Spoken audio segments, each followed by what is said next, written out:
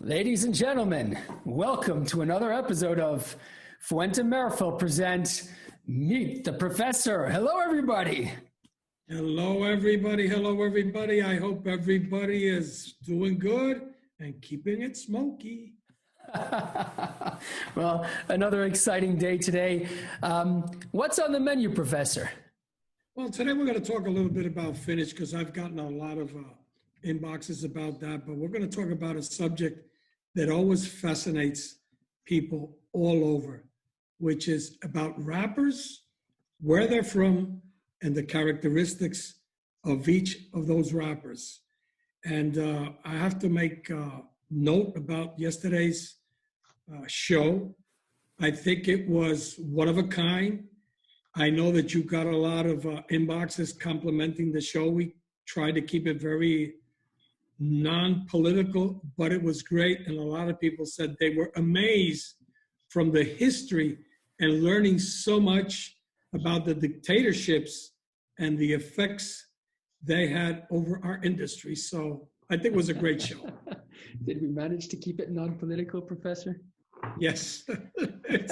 If we were not in the business, we would have gone on a 24-hour debate on this from all over the world. I agree. And we were this far away from slipping, but we managed to keep it just in line, didn't we? Yes, yes. All right. Well, let's dive straight into today's subject then. Professor?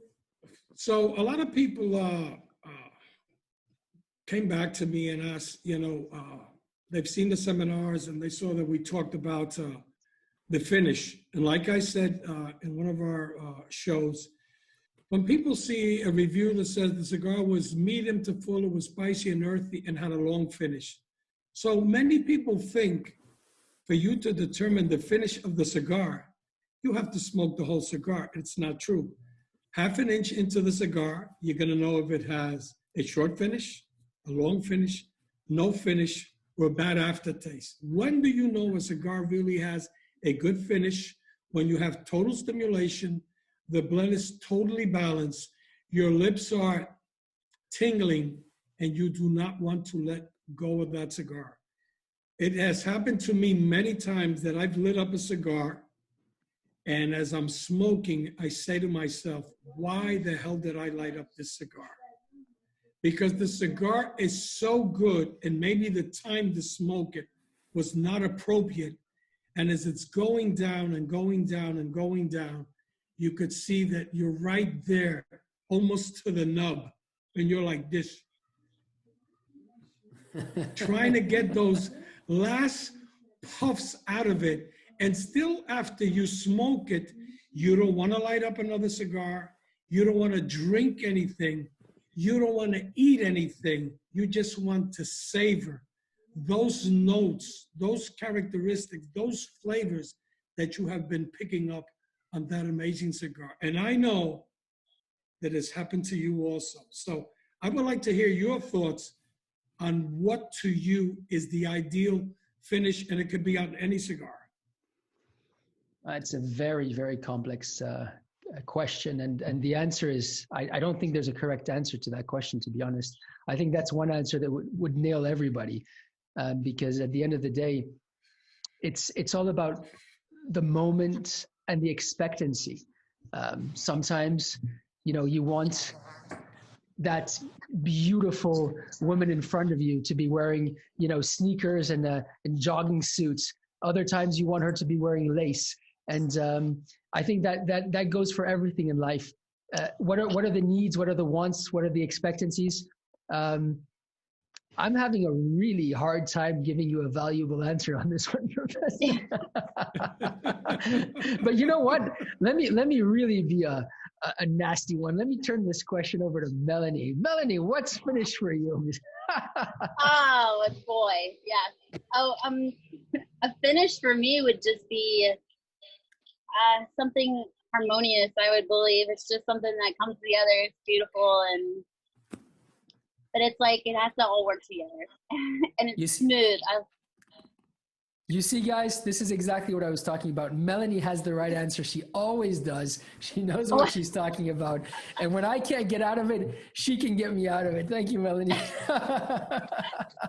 We have questions coming in from all over the place. And it's time for Melanie to hit her hotspot. All right. It's definitely getting hot over here. So, Professor, what is your favorite ugly rapper? Yeah, and I know where that came from. That's from my buddy from Canada. He's trying to nail me one way or the other. So it's not a. He's. Yay, Canada. I know that eventually we're going to have to send him a bubblehead one way or the other because he is. Participation. We're gonna make a special bobblehead with Alex's head on it. You know, it's going to be a special edition with Alex bobbling up and down. You haven't managed to nail the professor, Alex. Let me tell you something. I think that also on this question, Jeremiah can elaborate a little bit after I do, because it's true. Sometimes you see some rappers, and we said it about cigars. You know, on a wrapper, you always look it to be very thin, that has nice oils on it, that's very elastic, so the elasticity, so the roller can play with it. But I have seen wrappers that are just ugly. I can't say there's a favorite ugly wrapper, because there's many that I've been through so many factories and I've smoked so many cigars and so many wrappers. Sometimes when you're trying to buy wrapper just to taste them, and sometimes you see this really ugly, veiny wrapper, and you just threw like a burrito to it and you light it up and you go like, this is very rich. It's sweet, it's earthy, it has some nice spice to it. But the thing is, at the end of the day, when you're making a cigar, you want to make it as pretty as possible. Because remember, when people look at a cigar, they don't want to see a cigar with a big vein. They don't want to see it with hardly any oils on it. They like to see the shine on the cigar. And even though you would have to be in a very small elite group of smokers worldwide to really appreciate that ugly wrapper and buy it. So I know that Jeremiah can give us some thoughts on that too. I think it's a very interesting question, because it brings out a fundamental issue of what it is we're actually looking for in a cigar. And again, different people are going to give different answers. Some people are looking for beauty. Other people are looking for taste. Other people are looking for a tactorial, a sensory feeling in their hands. Other people are looking for a harmony between the different elements we just spoke about.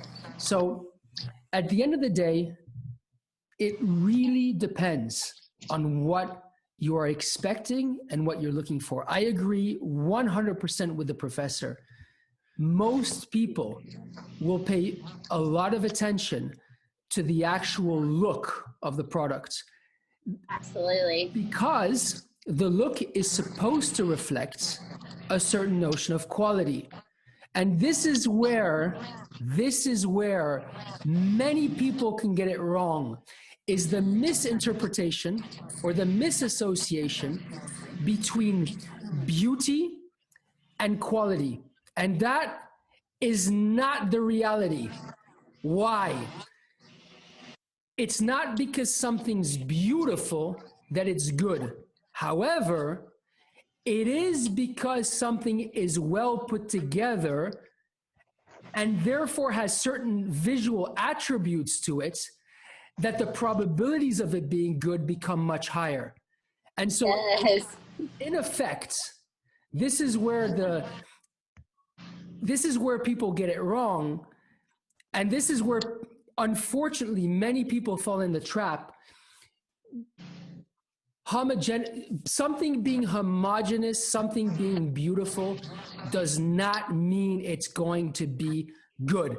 And this is across any product in the world. You can have the best looking clothing on the planet. It looks perfect. It doesn't mean it's going to be a quality. Sometimes the most expensive and exclusive clothing on the planet has lots of defaults because the silk naturally has defaults in it, or because the different fibers are created by nature and they have defaults in it. Paper looks perfect. Paper does not taste perfect. And so, in my opinion, Professor, this is a very big conversation here opening up right now. No, and to be honest, look, I think I said it, we talked about, I think even Carlito talked about rappers, and all of us did. How many times have I been at the show, I've been in the shop, and somebody comes up, gives me an unbanded cigar, I mean, with a very, very two-tone, sometimes three-tone wrappers, because, you know, a lot of people don't understand it. Sometimes when you see that, some people will say, I don't want it. But to be honest, that wrapper had a natural fermentation process on it that maybe didn't come out as beautiful as possible. But that does not mean that the cigar will not taste good. I've seen wrappers that, I mean, to be honest, if I would not be in the business and I would go in the shop, hell no, I wouldn't pick it up. But because I know about this and have been doing it for a long time, I said, of course I'm gonna smoke it. And to be honest, some of the cigars that have really surprised me a lot in all these years of smoking has been sometimes some of the most ugliest, vainish wrappers that I've seen in the world. And I just said to myself, oh my God, this is so amazing. No, I agree 100%. They were really. We have the there we go. Really? We have the Papo del Humo, the father of the Really? smoke, on our show with us. How you doing, Carlos? I'm doing great. Are you serious? You agree with the professor? Carlito, ¿qué pasa, Papo? Wait a minute. We all haven't given our 2 cents. You know what? I absolutely agree with the professor. Beauty's not skin deep, you know, and it's more than skin deep. And some of the most unattractive rappers that I've ever seen sometimes have been the sweetest rappers of all. And you just can't judge a book by its cover, as they say. You have to know the product, and sometimes during the fermentation, some of the oilier leaves that just happen to be a little oilier are the ones that get stained, where the other ones come out beautiful. And those are sometimes the most delicious leaves. So absolutely right. The professor's right. And I'm sorry that I missed yesterday because I heard that they nailed the professor. Thank God I wasn't here to witness that, because I would have been depressed for at least 2 or 3 weeks, because I can't believe it really happened. But it's all in the fun, yeah. So everything's good. Thank you. Carlito, I don't know if you heard the show yesterday, but I told Jeremiah, and Jeremiah got a lot of compliments. We talked about dictatorships yesterday. Trujillo, Batista, Tacho, Tachito, what dictatorships did Stop there. to our industry. There. It was amazing. But listen, we're talking about rappers, and now that you're into it, I was talking before about some of the rappers that you see with 2 tones, 3 tones, on it. And when you guys are sorting, or it could be any fact, it's a rapper we're not going to use. But as you just said, I mean, some of those rappers are the sweetest, just nuttiest rappers there that you would not put on a cigar because of aesthetic, but it doesn't mean it's not a great rapper. It's incredible what happens with rappers. Totally agree. Absolutely. So today we're talking about rappers. So we're gonna go with the most sought out percentage-wise. We estimate that probably 50 to 55% of all cigars smoked, at least in the United States, is going to have a Connecticut wrapper on it. It's probably going to be mild to medium. So you have Connecticut wrapper that's grown Connecticut, USA, that's gone really through the roof. Then you have some Connecticut seed that's been grown in Honduras and Nicaragua. But right now, the biggest producer of Connecticut wrapper in the world is Ecuador by far. So if you look at the characteristics of Connecticut USA, and I know that Fuente, I could be wrong, Carlito could correct me on that, will not use or didn't before that will leave that wrapper 5, 6, 7, 8 years to age before using it, because Connecticut USA has a little bit of twang and bitterness in those first couple of years, which is a characteristic of all Connecticut wrapper. But when you put Connecticut wrapper away for years, it's like smoking silk, nuttiness, and beauty at the same time. Now you have Connecticut Ecuador that with 2.5 years to 3 years, it's ready already. It's gonna have less bitterness, but Connecticut USA at the end of the day, when you age it 5, 6, I think Fuente one time had some additions with a 10-year-old Connecticut wrapper, but I was not around at that time. I didn't even know who the hell Carlito was 10 years ago, but maybe Carlito can elaborate a little bit on that. No, that's absolutely true. You know, we used to age our Connecticut 8 years. We had some 10 years and even older. Unfortunately, every year the acreage of Connecticut that has been grown has been less and less and less, and has not enabled us to age tobacco as long. The future is very uncertain with Connecticut, actually. There's going to be always small amounts of Connecticut grown, I'm sure. But with a big production like ours, and we use authentic Connecticut, with a big production like ours, it's going to be almost impossible to maintain. Most of the cigars that you see on the market today are using Connecticut from either Ecuador or from Central America. Very few cigar makers, and particularly maybe only 1, 2, 3 of any certain size are using authentic Connecticut still in some of their cigars. And there's definitely a difference in taste and appearance.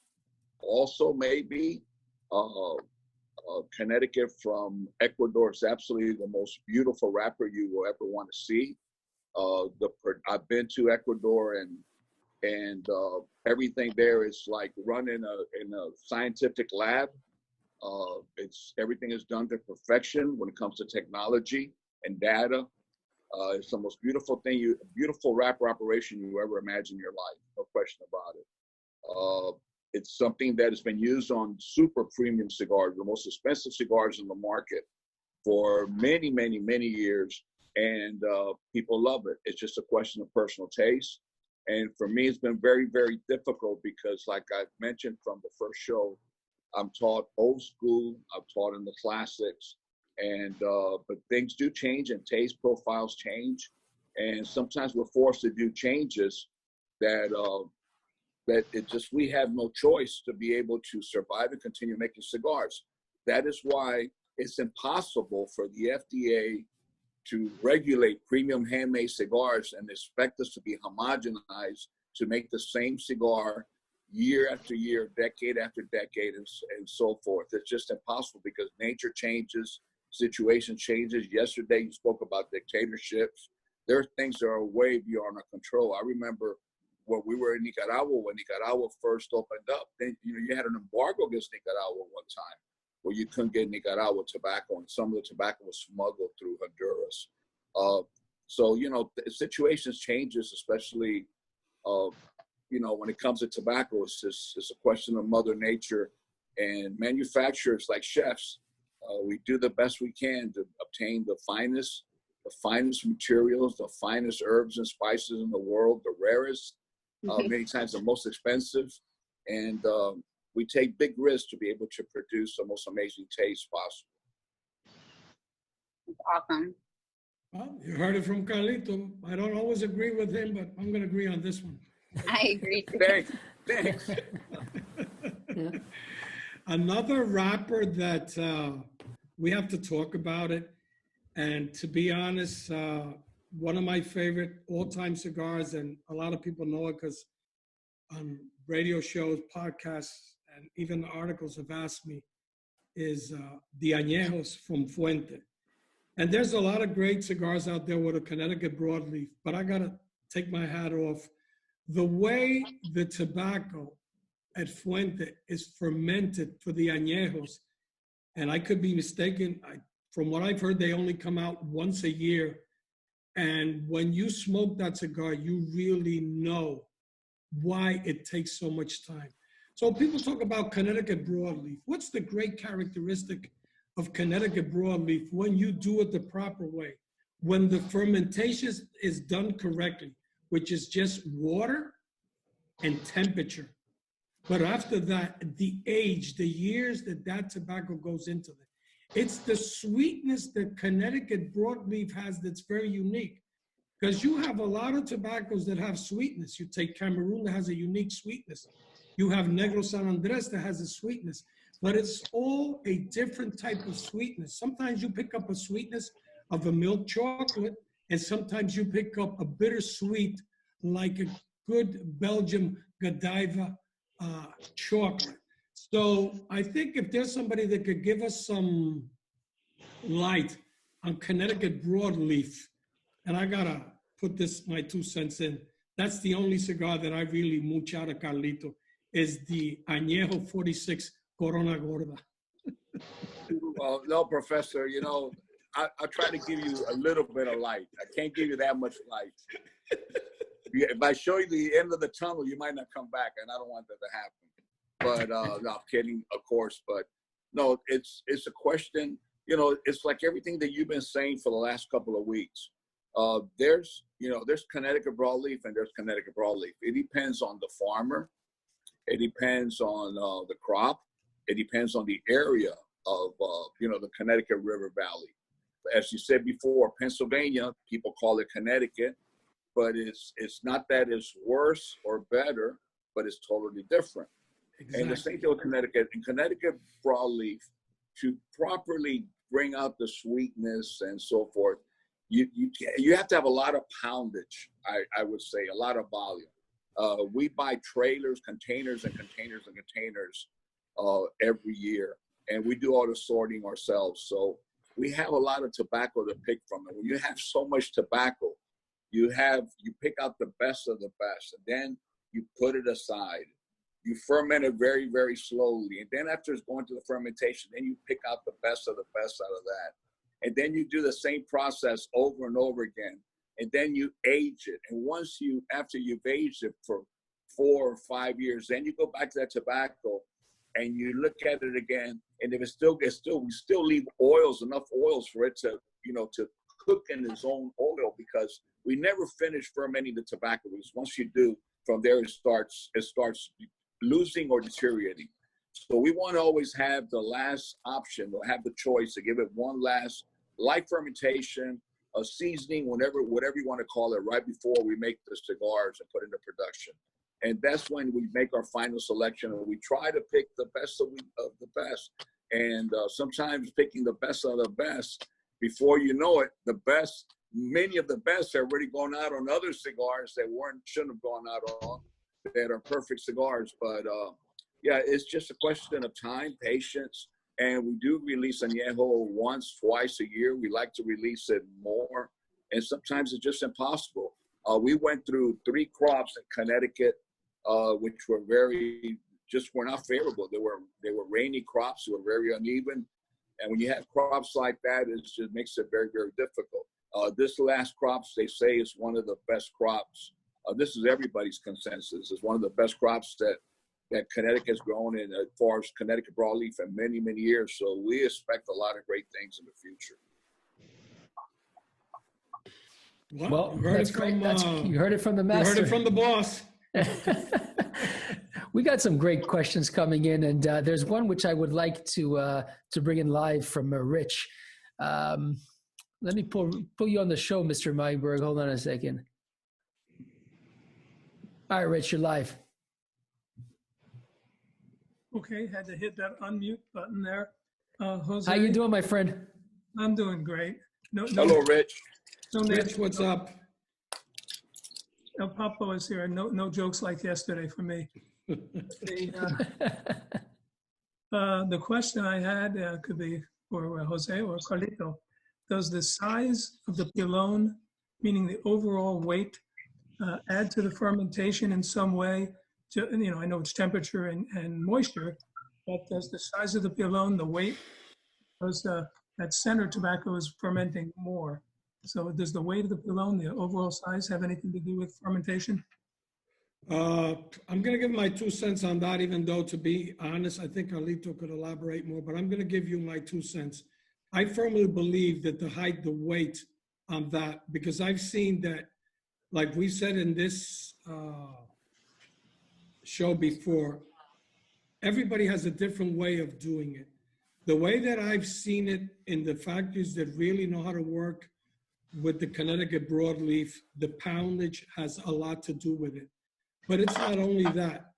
It's one of the most important things when you're fermenting tobacco, when people who have visited factories have seen that, it's what's called el vire. Some companies do it every 13 days, every 14 days. They take a part that belong and then they turn around all the leaves and then they rotate them in there. Now, I know for a fact, because I've been to a lot of factories, that every factory has a different way of doing it. But to be honest, I think that Carlito should throw in his 2 cents of what his thoughts are, because like I said, I've done it. I've seen it done in a lot of factories. I'm not going to reveal names or say names because we're not here to do it, who's doing it right or who's doing it wrong, because every factory has its own way of doing things. And I've seen how it's done at Fuente, but I think that Carlito, more than anybody else, could elaborate how it's done at Fuente. Well, I really believe that it depends on the type of tobacco. When you have Connecticut broadleaf, you're talking about very large leaves and very heavy leaves. And Connecticut broadleaf bulks usually start off, they're much bigger. Filler, depending on, are much bigger also, much bigger bulks. Depending on the leaves, the thinner tobacco, the wrappers are much smaller bulks. And lately, I mean, everybody does a different way. I find that when you make bulks too big, you don't have a control of uniformity as much as when you make smaller bulks. But you have to have, the bulk has to be big enough, the poundage has to be big enough that you could have a heat in the center. And then when you put the outside, which has not gone, you got to keep it moist. You don't want the outside to dry. When you put the outside in the center, you got to make sure that that bulk has enough tobacco that the outside leaves will get the same amount of temperature, so you have even uniformity in the bulking. But I think a lot has to do with the texture of the leaves, the type of leaf that you're fermenting, and we've done a lot of we've done fermenting where we start with a bigger bulk and then we start going into smaller bulks and actually like little micro fermenting where it's very small and controlled in a room with humidity and heat, where we have a certain control of temperature and humidity, and let tobacco just go up. I wouldn't say, you could call it fermentation. I like to say seasoning, because it doesn't reach as high temperature, but it just stays warm and it's just working very, very slowly. And I think that contributes a lot. But every manufacturer has their own techniques. Everyone is a judgment call. There is no exact science. If you do everything the same, you're going to have different results on every bulk because every tobacco is different. So I think that you have to, as a judgment call, you got to put your hand, you have to look at your bulk, study them, look at the tobacco, see how it's reacting to the temperature, make sure that the temperature never goes down, because once it does, you got to air it out. And you just got to pay close attention to it. But I think every manufacturer has a different way of bulking. And it's interesting what you said, and it's very important to people realize, and I know that you and also Jeremiah, because it comes to crop, and people don't understand every crop every year is different. So let's say that you have a crop where it rained a lot and you don't have a lot of oils. The temperature on that is going to be much lower than a year where you had hardly any rain, and you're going to have those really thick, very oily wrappers. So when you have those thick, really oily wrappers, that temperature is going to go up to 130, 100. Even some people have put it up to 140 degrees. So the thing is, like you said, everybody has their own recipe of how doing things, and it's just different. It's not rocket science. It's just that everybody has their own recipe. Everybody's a different chef.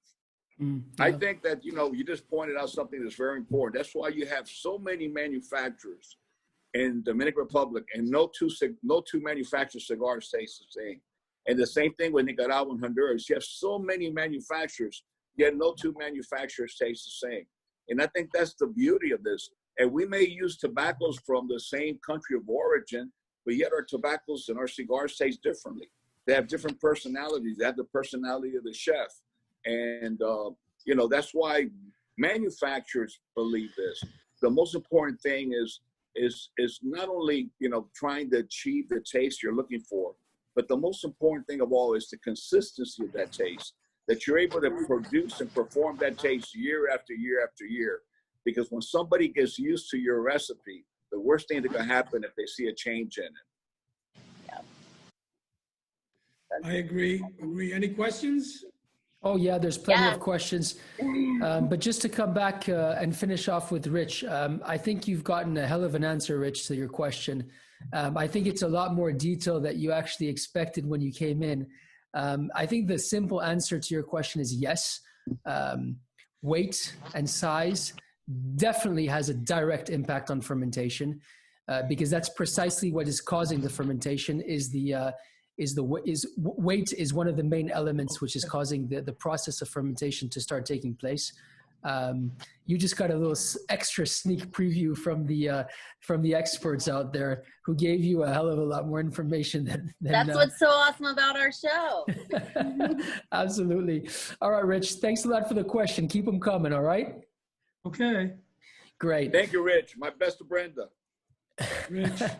We have an interesting question. I'd like to pull in Dockwell. Dockwell has a cool question. Dockwell, can you hear us?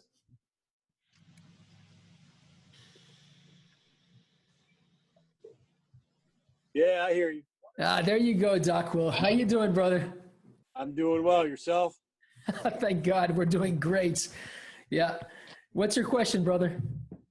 I was going to ask Jose about what he sees out in the field. Do more cigar smokers appreciate a uniform color cigar, or is there a large segment that appreciates wrapper that's more natural, mottled looking, you know, multiple colors? You mentioned that earlier. I just wondered what you see is what do the most people like? That's a fantastic question. Look, at the end of the day, and when you go around to shops, you do events, you visit people, you see what people post on Facebook. And I think that Jeremiah talked a little bit about, I don't know if it was before the show or during the show, about the beauty, about the aesthetics.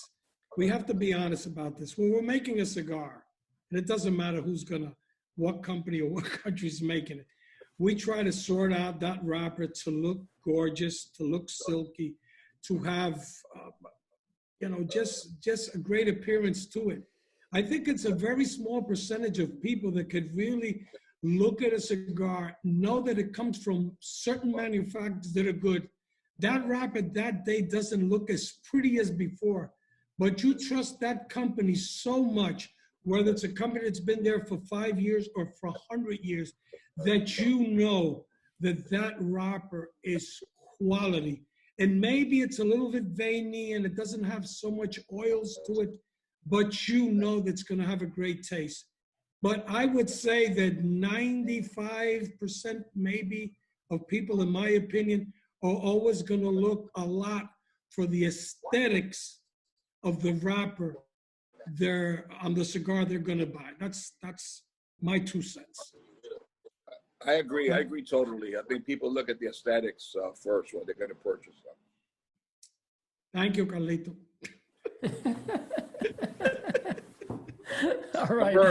All right. Dockwell, thank you very much for the question. I hope you got a satisfactory answer, and keep those questions coming, my friend. All right. Looks like we have an old friend who is asking a very good question. Dallas, you're live. Good afternoon. Dallas, what's up? Dallas. How are Hey, you, Dallas? Papo. Todo bien aquí. Gracias todos. Bendiga y bendiciones. Belén, Belén. So, Professor and Carlito, during the fermentation process, why is there such a profound aroma of ammonia. I've had the distinct pleasure of walking around a factory, and it just hits you like a brick wall. What is that from, please? It's an interesting question because I think the three of us, Jeremiah, me and Carlito, have had our fair share of ammonia going through the fermentation process. It's just what we call las notas extrañas, strange notes that tobacco has that's been released. It's those notes that you don't want when you're smoking a cigar. Look, how many times have you picked up a cigar? Like we said, we never mention brands. And all of a sudden you get that bitterness into it that you go like, what the hell is that? Well, unfortunately, in that cigar, there's a leaf, and it's probably going to be in the filler that was probably under fermented. And that does not mean that the whole bulk of tobacco was under fermented, because sometimes it could be something that just didn't get the proper heat under it that it should have gotten. So the process, and that's why it's so interesting. And I always tell people, I don't care if you've been smoking for 10 years, 5 years, 50 years, till you don't go down to a factory and you see, first of all, picking the tobaccos, curing the tobacco, the fermentation process of the tobacco, the aging of the tobacco, seeing that role of making the cigars, you're missing the boat. You should always put it on your bucket list. But when you're in that fermentation room, you're probably going to go, look, I know it's hard, but that is one of the key and most important. Every process in the factory is important, because Carlito and even Jeremiah can elaborate on this. That to me is one of the most important steps in the process of dealing with tobacco, because if that fermentation process is not done properly, at the end of the day, it could be under fermented, that is bad, but also if you over ferment it, or all the essential oils and the juice and the sweetener goes away, it's like smoking paper. Papo? I agree. Let me tell you, I'm starting to agree with you more and more. I'm starting to learn. It's fantastic. No, I'm glad you brought that up, because I wanted to bring that up. We spoke about fermentation and the importance of fermentation, but it really takes a skill, and it takes hands-on. It's like I said earlier, if you ferment all your tobacco exactly the same way, you're going to have all different results, because all tobacco is different. And one thing that I'm glad you brought up, Jose, is that over fermentation is just as bad as under fermentation, perhaps worse. Because if your tobacco is not completely fermented, and maybe you left a little bit unfinished, but over long aging that could improve. But once you over ferment, it goes downhill from there, and you lose all the flavors, the aromas, and it's like cooking. When you overcook food, you've lost it all. Imagine overcooking fish and overcooking shrimp or seafood. It's the same thing with fermentation. It's very, very delicate. And it's important to release all those ammonia nitrates and everything in the tobacco during your fermentation, so that it is not locked in your tobacco and that offensive smell, because I don't want to call that aroma, because I think aroma is being like bouquet, something delicious. That offensive smell you don't want in your living room. So that's why it's very important that we release all those, offensive, negative nitrates and ammonia during the fermentation process. No, I agree. Okay. I agree. And Dallas, you've opened Pandora's box with this question, because there's another aspect to this which I'd like to put on the table. This is my opinion. Carlito will give his, and the professor his as well. But this, in my opinion, is what differentiates the premium cigar industry to the rest of the tobacco world. Fermentation, like Carlito just said, releases ammoniacs, nitrates, and removes what I use in my jargon as the poisons from tobacco. There are certain substances in tobaccos which are not particularly good. There's substances in everything in nature which is not particularly good. There are substances in certain foods which you need to cook certain ways. There are substances in certain metals which you need to treat in certain ways. That is what differentiates the premium cigar industry from the tobacco industry in a nutshell. It's how do you take a product and how do you make it noble? How do you make it graceful? How gracious? How do you make it qualitative? How do you take out of it what is not good? Fermentation is expensive, it's lengthy, it's cumbersome, it reduces the texture of the leaf in terms of its quality, it reduces the appearance of the leaf, like Carlito said earlier on. When you start fermenting, you are trading shine often, you're trading elasticity for reduction in these different substances to create a noble product. And this is something which the cigarette industry will never do.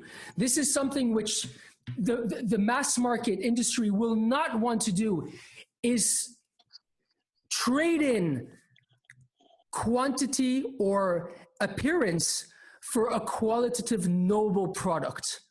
And so when I say you've opened Pandora's box, Stellis, you've opened the discussion on exactly what is starting to separate very seriously the premium cigar industry from the rest of the tobacco industry.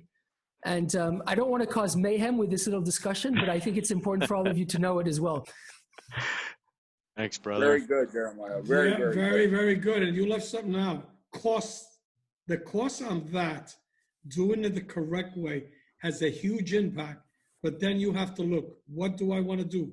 Cut corners and not keep up the consistency, or spending the money, leaving that tobacco there for years, doing it correctly, and keeping on with the quality and consistency. Because people all the time ask me, if you were to define one word, and it could apply to any industry, to me, it's actually 3 words: consistency, consistency, consistency.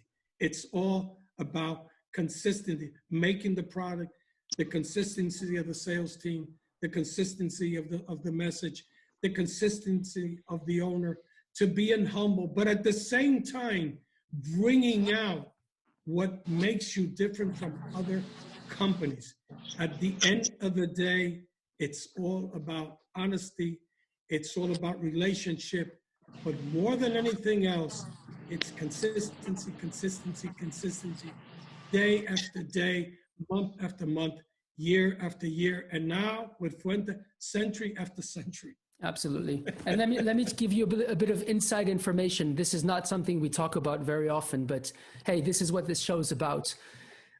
When we ferment Cameroon, we ferment it in such a way where it destroys. It destroys. And Carlito can testify to this. It destroys our yields.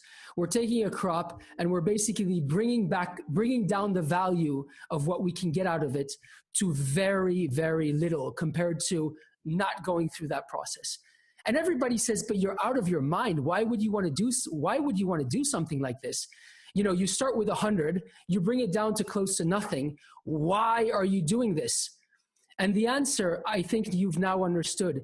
It's because, yes, we're destroying the look. We're making it sometimes cardboardy. Sometimes we're getting the greases out. Sometimes we're going too far. Sometimes we're destroying quantity to get down to a minuscule amount of quality, which has been done properly. And the Meerapfel family, as the Fuente family, you all know we've been around now as a joint family for 250 years and 9 generations. Families like ours thrive off perpetuity. We thrive off doing what nobody else is willing to do.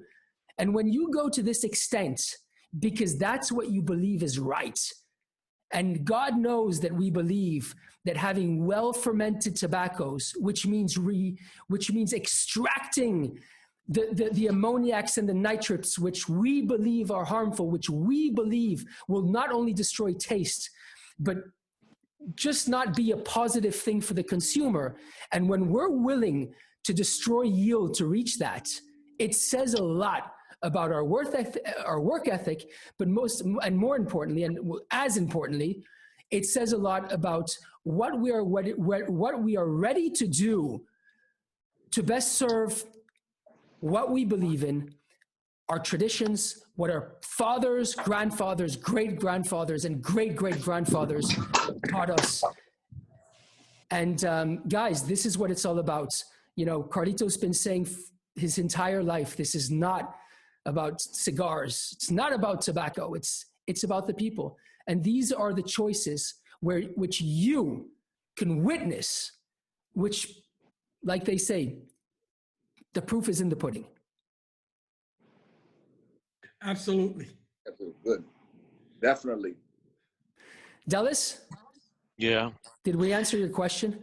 No, absolutely. You know, and I speak to you guys as a consumer, and I appreciate that process, you know, the legacy and the honor and the integrity that each of you continue because of your families. As a consumer, if I want a Cameron wrapper, if I want a, you know, a Don Carlos, I want that taste to hit me in those places to where I enjoy it. Same as an añejo or an opus. So as a consumer, I'm grateful that you guys honor the process even higher than probably the standard benchmark. Absolutely. Well, let me tell you something, Dallas. The standard benchmark, it's our job to make sure that standard benchmark reaches new heights. And the standard benchmark isn't bullshit. The standard benchmark is being redefined. And the fact that you're appreciating that and recognizing that means the world to us, at least, well, the world to all of us. And it makes everything worthwhile. So thank you very much. You're welcome. All right, keep those questions coming. In the meantime, it's time for that moment of the day. It's time for Benoit to do whatever the hell he's going to do. Benoit, I hope you go easy on us today because, ladies and gentlemen, it's time for Benoit's Baked. Hello, what's up, everybody? Hello, Benoit. Hello. So, Jeremiah, could you please first say to the people under 21 years old to disconnect right now? Yes. So this is the disclaimer of the show. Anybody under 21 must disconnect. Anybody who's sensitive to negative language or any other topics that might rub you the wrong way, it's time to log off. May I remind everybody that this is being broadcasted from Switzerland. We don't have the same rules and regulations. All right, up to you. Good point. All right. So it's an explorer and his valet work into the jungle. And then, unfortunately, they are catch and made prisoner by a tribal tribe. And then the guys they are brought just in front of the chef, and the chef say, you deserve a supreme punishment because you work in the sacred forest. So he look the servant and say, you have to choose between the death or Chichi. So the servant look the chef and say, what's Chichi? And the chef answer, Chichi is Chichi. Okay, let's go for Chichi. And then all the tribe make a file behind the servant, and each member of the tribe fuck the servant very hardly to the bone. And then after a long time, finally the servant, after a lot of suffering, died.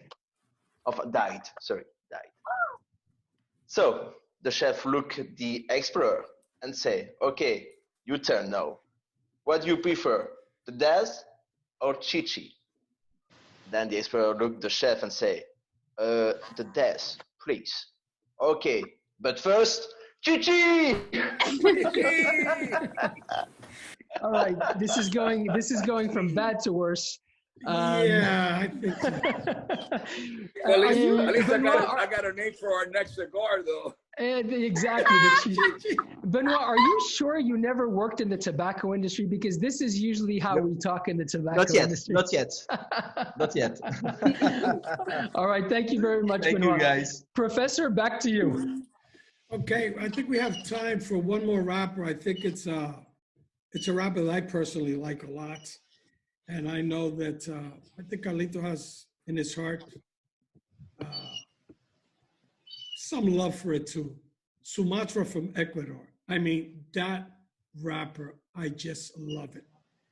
The sweetness of that rapper, the earthiness, the, how you say, the caramelized notes that you pick up is just amazing.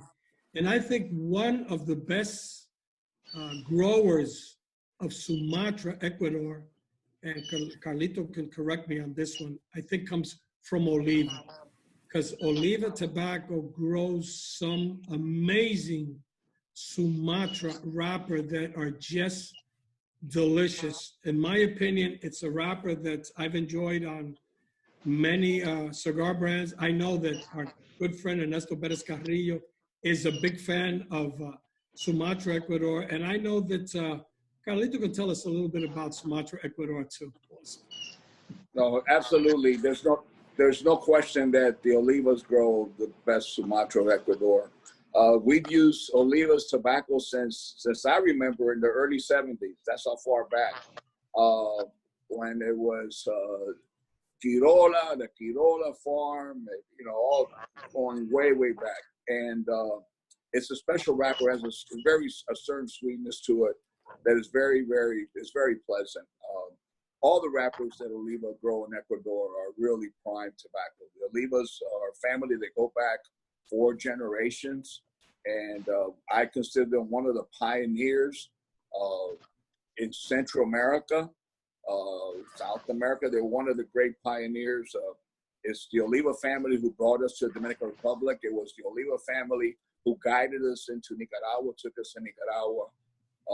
I have nothing but gratefulness for the Oliva family, and I'm so proud, and it gives me so much encouragement to continue when you see someone like Janito, 4th generation. Actually, I'm gonna give you information that not many people know, other than the Oliva family.